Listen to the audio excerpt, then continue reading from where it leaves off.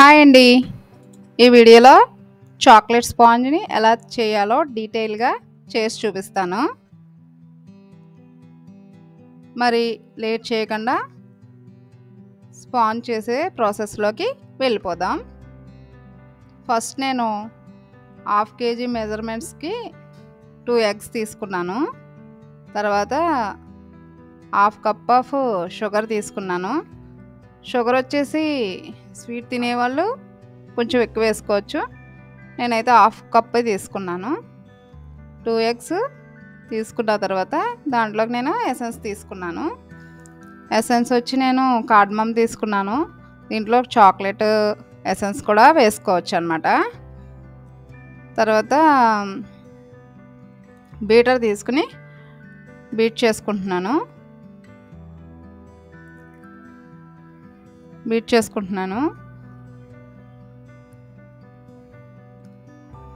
అయితే నేను ఈ వీడియోని స్పాంజ్ పర్ఫెక్ట్గా నేర్చుకోవాలనుకునేవారు, ఇంట్రెస్ట్ ఉన్నవాళ్ళు కూడా ఈ వీడియోని ఎక్కడ స్కిప్ చేయకుండా చూడండి. మధ్యలో కొన్ని టిప్స్, తర్వాత యాడింగ్ మిక్సింగ్ని పర్ఫెక్ట్గా రావాలంటే, మీకు తెలియాలంటే స్కిప్ చేయకుండా చూడండి. తర్వాత వచ్చి నా వీడియోని ఇక్కడ స్కిప్ చేయకండి. తర్వాత నేను 3 బ్యాటర్స్ కింద షుగర్ తీసుకుంటున్నాను. ఒకసారిగా వేయకుండా, లేదా షుగర్ పౌడర్ అయితే చేసుకున్నా పర్వాలేదు. 1/2 cup షుగర్ని తీసుకుని మిక్సీ పట్టుకుని పౌడర్ చేసుకుని ఆ షుగర్ పౌడర్ని యాడ్ చేసుకోవచ్చు, లేదా షుగర్ని వేసుకోవచ్చు. తర్వాత నేను 1.5 టేబుల్ స్పూన్ తీసుకోవాలి. స్పూన్ కాదు, టేబుల్ స్పూన్ 1.5 స్పూన్ తీసుకోవాలి. ఇవి చిన్న చిన్న టిప్స్ని ఫాలో అయితే కేక్ వచ్చి చాలా పర్ఫెక్ట్గా వస్తుంది అన్నమాట. స్పాంజ్ వచ్చి చాలా పర్ఫెక్ట్గా వస్తుంది. తర్వాత నేను 2/3 cup, మీకు కనిపిస్తుంది అక్కడ 2/3 cup అని రాసుంది చూడండి. ఆ 2/3 cupలో నేను మైదా, కోకో పౌడరు, నేను మైదా వచ్చి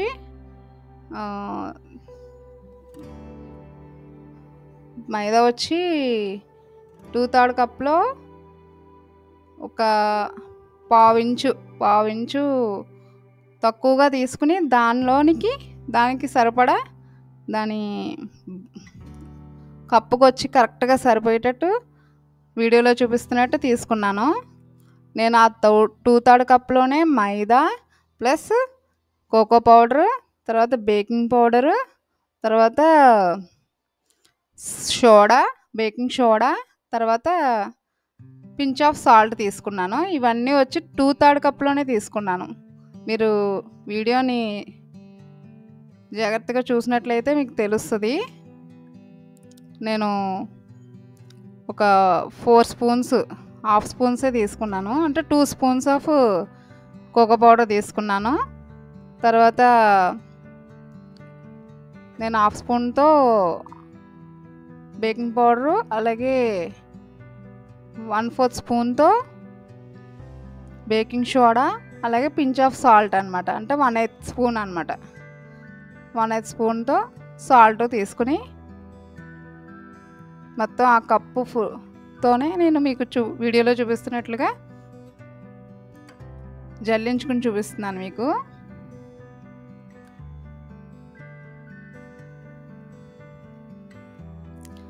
మనం ఈ వీడియోలో ఎలాగా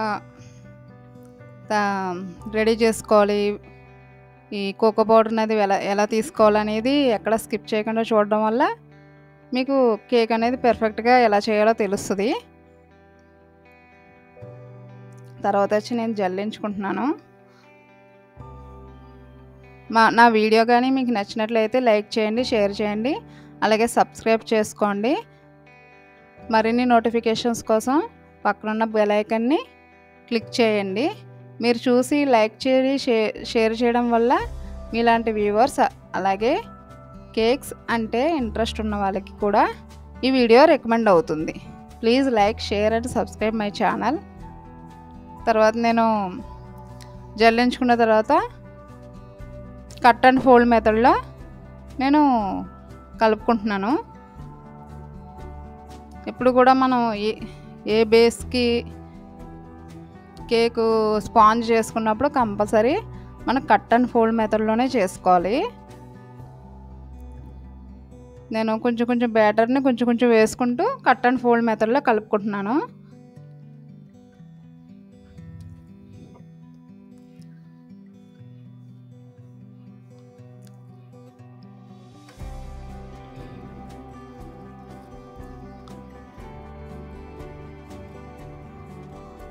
హాఫ్ కేజీకి వచ్చి నేనైతే షుగర్ వచ్చి హాఫ్ కప్పే తీసుకున్నాను. స్వీట్ ఎక్కువ తినే వాళ్ళైతే 2/3 కప్ కూడా తీసుకోవచ్చు. తక్కువ తినే వాళ్ళైతే ఇంకా కొంచెం తక్కువ తీసుకోవచ్చు. ఇదైతే పర్ఫెక్ట్గా సరిపోతుంది, నార్మల్గా తినే వాళ్ళకి సరిపోతుంది.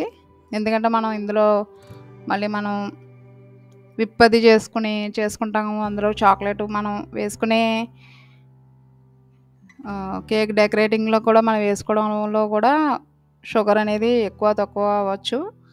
సరిపోతుందని నేను అలా వేసుకున్నాను. తర్వాత వచ్చి నేను కేక్ టిన్ వచ్చి 7 ఇంచ్ టిన్ తీసుకున్నాను. హాఫ్ కేజీకి 7 ఇంచ్ టిన్ సరిపోతుంది. ఆ టిన్కి నేను ఆయిల్ స్ప్రెడ్ చేసుకుంటున్నాను. నేను ఇంకా మైదా అది కూడా పైన వేసుకోవడం, కేక్ టిన్లో వేయడం అనేది చేయను. నేను ఆయిల్ రాసుకుని డైరెక్ట్ బ్యాటర్ అంతా అందులోనే వేసేసుకుంటున్నాను. లేదంటే బటర్ పేపర్ కూడా వేసుకోవచ్చు. బటర్ పేపర్ ఉంటే ఆయిల్ రాసుకుని బటర్ పేపర్ వేసుకుని దానిపైన దాంట్లో బ్యాటర్ వేసుకుని నేను ప్రీహీట్ చేసిన ఓవెన్లో 25 మినిట్స్ పెట్టుకుంటున్నాను. 180 డిగ్రీస్లో 25 మినిట్స్ పెట్టుకున్నాను అనమాట.